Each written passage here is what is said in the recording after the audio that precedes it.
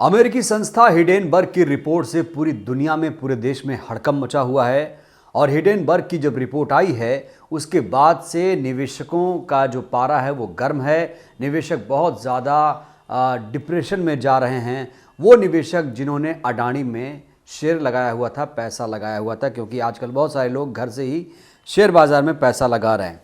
तो मैं हिडेनबर्ग के संस्थापक की बात पहले करूंगा। कौन है ये? दरअसल इनका नाम है नॉथन एंडरसन और इन्होंने 10 लोगों से एक कंपनी बनाई है। और जानते हैं इनकी कंपनी जो रिपोर्ट सौंपती है बहुत विश्वसनीय होती है और बहुत ही अंदर घुसकर तहखाने तक जाकर ये जांच करते हैं, उसके बाद एक रिपोर्ट तैयार करते हैं। इससे पहले इन्होंने 36 बड़े कंपनियों को बर्बाद करने का काम किया है।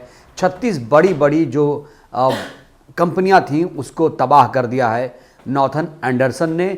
और अब बारी है अडानी ग्रुप की, क्योंकि अडानी ग्रुप पर जब रिपोर्ट आई हिडेनबर्ग की, उसके बाद पूरी दुनिया में इस रिपोर्ट पर चर्चा हो रही है और कहा जा रहा है कि अब अडानी जो दुनिया के सबसे तीसरे अमीर व्यक्ति थे, अब वो खिसक कर 7वें पायदान पर आ गए हैं। हो सकता है इस पायदान पर भी वो बहुत चंद घंटे, चंद दिन ही रहें, क्योंकि लगातार उनके शेयर गिर रहे हैं। और निवेशकों को जो नुकसान हुआ वो जान लीजिए। निवेशकों को अब तक 1.44 लाख करोड़ का नुकसान पहुंचा है और अडानी की जो कंपनी है 2.75 लाख करोड़ का नुकसान झेल चुकी है। यानी कुल मिलाकर अडानी का साम्राज्य सिमटता जा रहा है। और अब बड़ा सवाल ये है कि जो अडानी ग्रुप है, क्या उसकी जांच सेबी करेगी? क्या सेबी को अडानी ग्रुप को संरक्षण हासिल है? क्योंकि आरोप तो ये भी है कि अडानी ने 5 साल पहले जिसकी संपत्ति 20 बिलियन थी, आज 120 बिलियन हो गई है। तो क्या सरकार के आशीर्वाद से इतनी बड़ी संपत्ति हासिल की है? ये बहुत बड़ा सवाल है। और देखिए बहुत सारे लोग इसमें लिख भी रहे हैं। संजय सिंह ने लिखा है, जो आपके नेता हैं, जो सांसद हैं, उन्होंने लिखा है कि अडानी भारत के नए भारत के हर्षद मेहता साबित होंगे और अब वो बर्बाद होने वाले हैं। क्योंकि हर्षद मेहता का एक बहुत चर्चित स्टेटमेंट भी था, आज मैं हूँ कल कोई और रहेगा। सोचिए, तो अब नए भारत के नए हर्षद मेहता साबित हो चुके हैं अडानी, गौतम अडानी जिनका पूरा नाम है। और श्याम मीरा ने लिखा है कि इससे पहले नॉथन एंडरसन की जो कंपनी है हिडेनबर्ग, उसने 37 कंपनियों को बर्बाद किया है। यानी उसी श्रेणी में अब ये गौतम अडानी की कंपनी भी शामिल होने वाली है और अडानी ग्रुप बर्बाद हो जाएगा, ऐसा कहा जा रहा है। तो रवीश कुमार इसमें बहुत ज़्यादा खुश हैं, क्योंकि रवीश को लगातार अब शुभकामनाएं मिल रही हैं कि देखिए रवीश, आपने जो कहा था वो सच हुआ। और रवीश कुमार ने कहा कि क्या हिडेनबर्ग के दफ्तर में भी ईडी छापा मारने जाएगी? क्योंकि ईडी सीबीआई आपने देखा होगा किस तरीके से वो जांच करती है और ईडी सीबीआई की जांच पर अक्सर सवाल खड़े होते रहे हैं, क्योंकि विरोधियों को चुन चुन कर निशाना बनाती है ये जांच एजेंसियां। तो रवीश ने कहा है कि क्या ईडी हिडेनबर्ग के दफ्तर जाएगी, जांच करेगी? ये बहुत बड़ा सवाल है। और देखिए कुछ लोग तो इससे ज़्यादा पीड़ित हैं कि जो हैशटैग चल रहा था हिडेनबर्ग हैशटैग, जानते हैं, वो सोलो कर दिया गया है। सोचिए, जो सेठ धन्ना सेठ हैं उन लोगों ने इसे बहुत ज़्यादा सोलो कर दिया है, इसलिए हैशटैग जो है ट्विटर पर जो चल रहा था वो सोलो हो गया है। लोग लिख नहीं पा रहे हैं। प्रशांत कनौजिया ने ये ट्वीट किया है, उन्होंने कहा भाई बहुत ज़्यादा परेशान हूँ और हिडेनबर्ग का जो हैशटैग है वो सोलो हो गया है।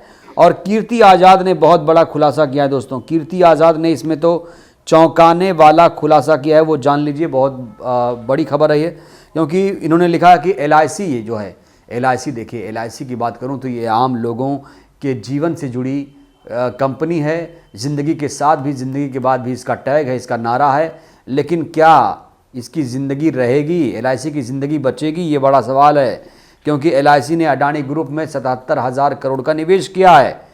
और कीर्ति आज़ाद लिखते हैं कि LIC has today lost 23,500 crore, 23,500 crore का लॉस्ट कर चुकी है LIC। और कहा जा रहा है कि 53,000 करोड़ इसमें लॉस कर चुकी है, जो 77,000 करोड़ थे।